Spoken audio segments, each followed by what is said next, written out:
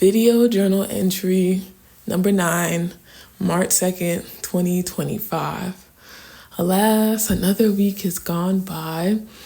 I was thinking to myself, I was like, damn, did I really think about that much this week? I feel like most of my capacity was taken by finishing up like my travel guide. That took up so much time, and I was just spending so much time just thinking about working and finishing that I don't think I thought about as many thoughts as I would have if I wasn't so like hyper focused on something.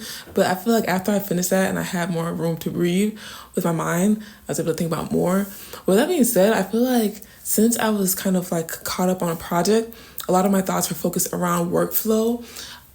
I posted a video. I'm happy that like the thrifting video part 1 was like well received, and that made me really happy. And I was thinking about my overall workflow and just that specific type of content and how I'll go about it moving forward.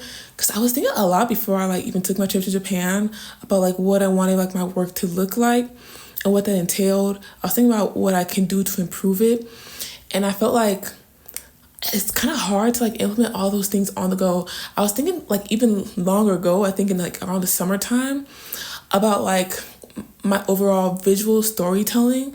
I feel like when it comes to like visual storytelling and working with the camera, that's one of like a newer kind of medium for me, and something that I haven't thought of as extensively as like other things that I work in, like music and like sewing and design and stuff like that. So I was just thinking about the overall workflow, and I was thinking like, what do I want it to be like? Because I specifically think about like my travel content. Like I never really wanted it to be too thought out, where it takes the spontaneity and joy out of traveling. But at the same time, I was thinking maybe there could be a better way to go about how I do some of my travel content. And I feel like with the thrift guide to thrifting, it was like that perfect happy medium of like things I enjoy, which is like being spontaneous and experiencing things, as well as like thinking deeply about like what I've experienced and like what that looked like and what kind of things I've noticed, and more like research aspects of things. Because like as I go through, like for example, as I go through like the experience and I'm noticing things, I'm also researching like, oh, what does that mean? Like, what am I experiencing here? And I actually like things like that. And I was thinking like, okay, this feels like a right direction, where I have to experience the things to be able to then look back and synthesize on them. So it's like I couldn't really just storytell. Like, for example, let me clarify. Like I was thinking, do I write down a story, go to a destination, and then like film whatever matches that story? And I was like, I don't really want that, because it takes away from that spontaneity. But then I realized that like even more so, like I need to experience to be able to have these like extra thoughts as I'm going through things, as I'm observing, as I'm noticing things. Like I need to have that spontaneity to get to a certain point where I'm like synthesizing information and analyzing information. So I feel like, okay, what I've been doing before, part of it's working, but what can I add to make it better? And that's when I realized I need to like really lock in and conveying out loud some of the thoughts that I'm having inside my head. Because if I'm traveling, I'm like taking a lot of notes. I'm thinking about a lot of things and phenomena that I'm like observing in the areas and the environment that I'm in. And I realized I don't think I say that out loud as much. So I was thinking, let me kind of tap into that more, and let me also tap into creating a framework where like even if I'm like shooting certain things, I can like tap into a visual framework that makes sense, and there's a pattern to it where it's recognizable to viewers and comforting to viewers to see that pattern. So I've been just thinking about all that and what it looked like. So like way back in the summertime and like a little bit sooner before I was leaving, I was thinking about certain aspects in like my overall workflow when it comes to videos and like creating videos. And one thing I was thinking about is like technique, which is something I think if I can lock in will help me a lot. And that goes to like something I mentioned before. As I'm like traveling, I feel like I'm doing so much, and I'm on the move, and I'm like, what's going on here, what's going on there, that like I forget some of the like technique and like workflow aspects and like video form that I wrote down and thought about. I forget about it. So I was thinking to myself like, I need to like really study that and remember that, so that while I'm experiencing things, my videography workflow is like second nature. So like I can move around and I can move quickly, but I'm also doing what I need to do video wise to get good shots and things I can work with. Because one problem that I feel like I ran into when I was working on my videos was that I was looking at my shots and I was like, what the was this goddamn motherfucking shot? I was like, what did I do here? What did I take here? And it's like, especially working with the Sony A7, like working with my iPhone is easier because my iPhone is like a wider frame. Internal stabilization is just so much better, and it's something that I need because, like I said, I'm on the go and I'm moving a lot. I like that handheld look of things, and that's harder to get with like a mirrorless camera. Like with mirrorless camera, like you get so much shakiness in a video.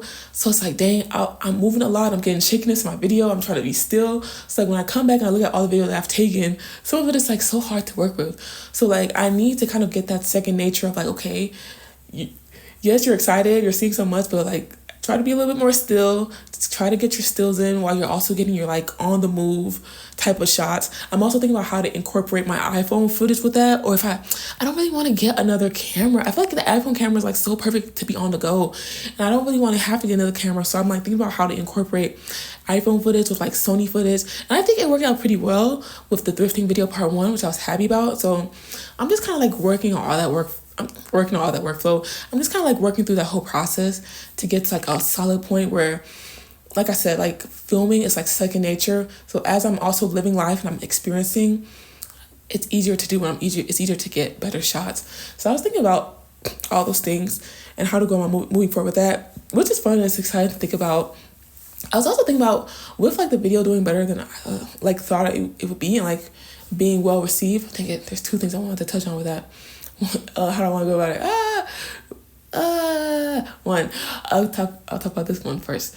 So like when I put out the video and I was thinking about the guide and finishing up the guide, I was thinking to myself like, okay, like I didn't finish the guide completely, but I put out the video because I didn't really know what to expect from it. I felt like it might be like my other videos and it'll be slow, because usually like even when a video does well for me, it like does well later on. I feel like my like best performing videos were like slow in the beginning, and then like randomly 1 month I started getting a bunch of views and it started compiling. But this was the opposite with the thrifting video. I like got a decent amount of views within like the first couple of days. So I was like, oh my gosh, wow. With that being said, I was expecting like the precedent of things being slow and I would have time to work on my like guide.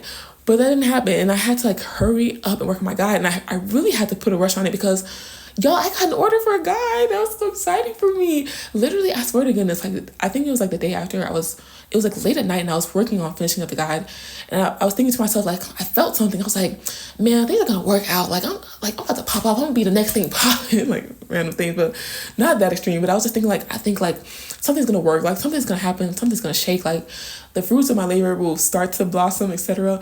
And literally a few minutes later, I kid you not, I got an order for the guide. And I was like, what? I didn't know what I was expecting. I've like made little digital projects before, and like nothing, I just end up doing a project and it's more so like building experience and like getting anything out of it, like a sale. But the fact that I actually got a sale, I was like, oh my gosh, like what? And that was really exciting for me because if I've been like peeping seeing, like I've said before, like one thing I really want to focus on is like monetizing my creativity and monetizing my craft, and to like see that and come into fruition as I like literally sat down in like January and I was like mapping out my goals of what I wanted to do for the year, and that was one of like my bigger goals, and to see like coming along, it felt really good, man. Because sometimes, like I said, I feel like I do things and it just goes off into wayside and I don't really get anything from it. I felt like, dang, I'm working hard and I don't really see anything from it. So that was like really like wow for me, especially because it was a sale of like something that can be evergreen. So like one thing about me is like, when it comes to work, I don't want to end up putting myself in a position where I've made myself a manufacturing process, a manufacturing like company or whatever, where I'm like trying to like package and ship so much stuff, and I'm like going through all this like inventory, etc., etc. Because I want to make money to live life and to enjoy, not to like enslave myself into some like space somewhere where it's not enjoyable for me. So like with that being said, something I really want to like establish is a form of like evergreen product where I can like put in a certain amount of energy and effort one time and it can live on, versus like, let's say like my mom really wants to push me into like sewing stuff like that, to be a seamstress and like custom clothes, and I like to sew, I do, but like I there's only so many hours in a day, there's only so much I could sew in a day, and I don't want to be like constricted to such a finite way of making income. Like I want to have at least one sort of income.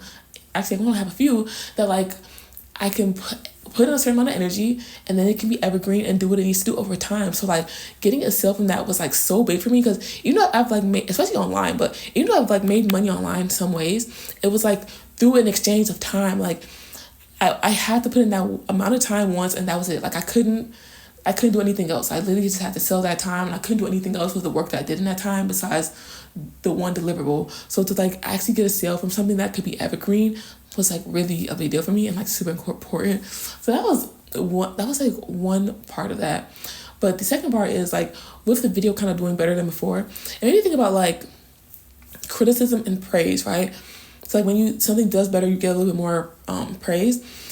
And I feel like we think about how we manage criticism, because criticism is like guaranteed. Like there's always going to be a critic out. And sometimes the criticism is needed for growth. You do need criticism. Even though some people criticize without trying to help you grow. That's a different story. But like I was also thinking about like praise. Like as much as you need to be grounded with criticism, you also need to be grounded with praise.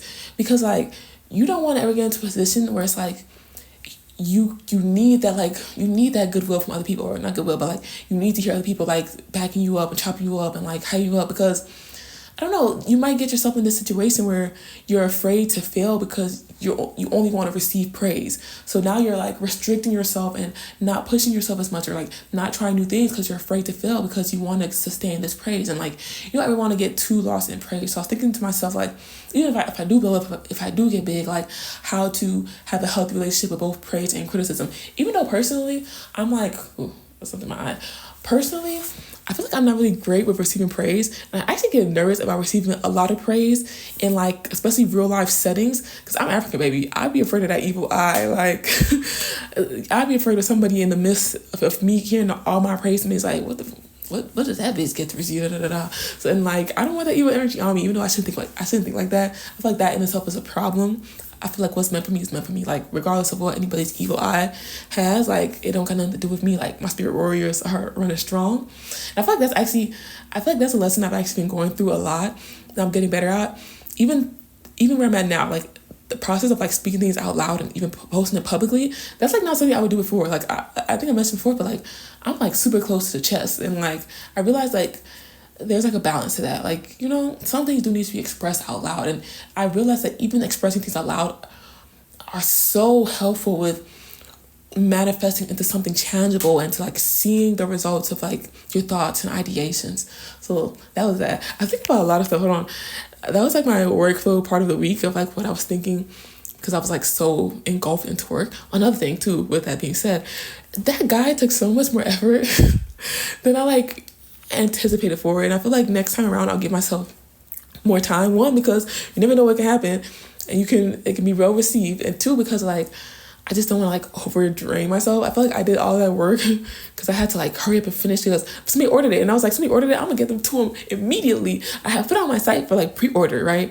And like the fact that somebody ordered it, I was like, damn, let me hurry up and get it done. But I want to like give myself a little bit more room, because even though like it was a bit of like, oh my gosh, I'm like so hyped into work, like I just want to give myself a little bit more room to like, I don't know, this make space if I need to like spend a little bit more time with something. I don't feel like too rushed, etc. But it was an interesting experience overall. And that was that. I feel like the next thing I thought about, I wrote some down. I don't want to forget.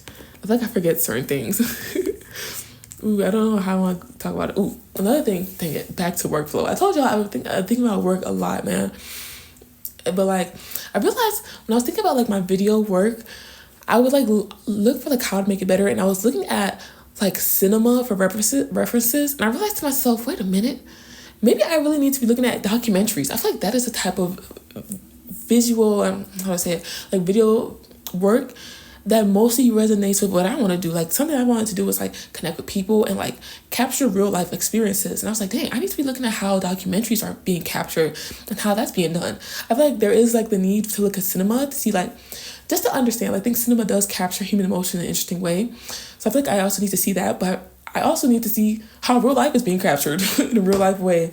So I realized I need to start looking at that a little bit more. But now, okay, moving away from like work stuff I thought about how sometimes you don't realize how much you're constrained by like your upbringing and like the habits and things and the way you've been treated and the way you've been living and like your upbringing environment.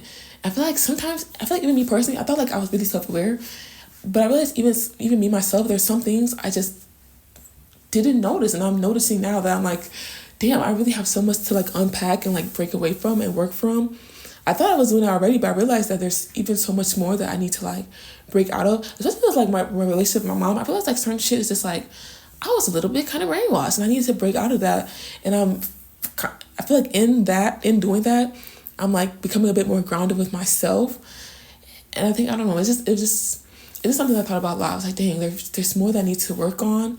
And like, I feel like that upbringing and that relationship has like had some detriments to my growth, especially when it comes to like believing in myself, and just like people see me and see me as like a really confident person. I feel like there is more work that I need to do in my confidence and believe in myself that I really need to work on to see it and to like get to the places that I want to be, that I feel like I'm still held back by. And it made me really think like, damn, like your upbringing and like what you're surrounded by is something. And that goes again to why I'm like so picky about my environment, man, because we are products of our environment. And it's like people think that like, especially with some relationships and like platonic relationships, exactly, like for example, when people say like they'll be friends with a cheater and they're like, well, that's not me, they're not doing that to me, etc. There's some deep things at work within a person that's doing that, and you think it doesn't affect you, but then it might turn around and affect you. And even if they don't do it to you actively, it can be like putting something in the back of your mind. It can be spitting a bug in your ear, or you think like certain things are okay, and like certain things play out this way when they don't. And I feel like that's why I'm like so picky about my environment. Like your family is your family, but like when it comes to picking who you pick in your life, and you get that active choice, I don't play about that. I don't play about that. Well, speaking with that leads me to another situation that I had earlier last week. But it was like this like older man who was trying to talk to me, and at first I was like gonna be like, oh, I guess I'll give it a chance, but I was like, why? Why? Like, I wasn't thinking about that. Like, I wasn't, different story, different conversation for a different day. But another thing I was thinking about is meritocracy. That's because I came across this video. I guess there's some guy, I don't know who he was specifically, but I guess he was talking to a group of like Oxford students about meritocracy and how like it's not really real. And I feel like we're seeing that even more and more every day. And I feel like the American government really needs to lock in, because you would think that it's in their best interest to uphold that notion to the American people, because we're so big on that American dream, and like working hard will get you that big a house and like a fence or whatever. And people are starting to wake up from that and realize like, actually, that's not what's happening. Like, people are struggling to the bone to make ends meet. And you would think America would be like, okay, now our people are like, we're losing the hand on our people. Let's try to at least keep the like mass that it is possible for them. But it's like, no, because look at our government, bro. Look at our Secretary of Defense. Like, they literally questioned bro up and down, and bro was stuck. He didn't have them questions, and it was simple to see that that man was not qualified for a job. And guess what? He got that job. And it's crazy because you have this job market where people are like struggling, and people are like putting their 1,001 forward for positions that they're way overqualified for and still not getting those positions. And here you have it in their own government where they can see like people are getting by without their merit. Like, people are not qualified and still getting by. So it's like, it really like goes to show how like meritocracy is like failing us. And I feel like especially that's like a conversation you have to realize as like first gen, because I feel like a lot of immigrants have like the concept of like just working hard and like keep your head down and like that'll get you somewhere. But I feel like a lot of like first gen people have to realize that like that is not the end all be all when it comes to like working and becoming successful. I feel like in some places, yes, but like you also have to realize how to navigate people, how to navigate certain situations, how to advocate for yourself so you're not getting worked to the bone. Like, some of our parents were probably getting exploited and didn't really say much about it because I guess in their sense they couldn't, because they're in this new place and they're trying to get acclimated and they're trying to be grounded in this new place where they can't talk about things. But I feel like us as like second gen, and we're from here, we're born here, we start to realize like, like maybe that's not always the way. Like, there is a need for meritocracy, or there is a need for like working hard and putting your best effort forward and being disciplined, especially if you're middle class, and if you're like middle class to like poverty levels, like you have to work because you don't have that same access to certain capitals, and you have to kind of get it out the mud for some of that capital. But like, at the same time, do not get just lost in the trap of thinking just like your hard work is everything. That's another thing too. I always scream it from like the top of the ceiling, but like you need to network. Networking is like as big a skill of like everything else. Like you need to network. I think my last thing I want to like mention when it comes to creativity, I remember I mentioned like kind of having seasons of like being kind of down some seasons and like working my way up in other seasons. I realized that works for like my creativity as well, as far as like my interest and stuff. And as far as like sometimes I want to sew, sometimes I want to make music, sometimes I want to like create a different medium. I realized like I have seasons for that as well, because like sometimes I'm like, dang, I actually want to sing more than usual, and sometimes I'm like, I don't want to sing at all. So I'm actually starting to like realize that like I have certain seasons for like that creativity as well, and I need to like lock in and tap into that to like get the most out of creativity. But yeah, I feel like that's what I've been thinking about a lot this week, mostly. I'm trying to think if I missed anything else. I've been sipping on my tea. I've been really tired this week too. I slept in like kind of later today. I slept until like 10, even though I went to bed late. I really need to get my sleep schedule back together. I used to go to sleep at like 10 p.m. on the dot. I didn't play any games, but now I'm like staying up super late, and I'm like, but yeah, I need to like get that in order. I also need to get like diet in order. I feel like there's just so much to think about when it comes to being a well-rounded person, and it's exhausting. And I'm thinking like, dang, I need to like exercise more and work out more, but I'm like tired because I want to like do other stuff, and I'm like trying to finish other stuff. So much to becoming a well-rounded person. But I need to like lock into exercise more just to become healthier, because like apparently women, our bone density deteriorates faster, and like people get these like hip problems and like bone problems and stuff as they get older, and apparently like weightlifting is better for that. So I'm like, damn, I need to like get exercise in, but it's cold outside, and I'm tired of like being in the gym. I want like ways to be healthy and exercise in real life, so I need to like figure that out. But yeah, that's my thoughts for this week. Catch you next week. See you later. Bye me.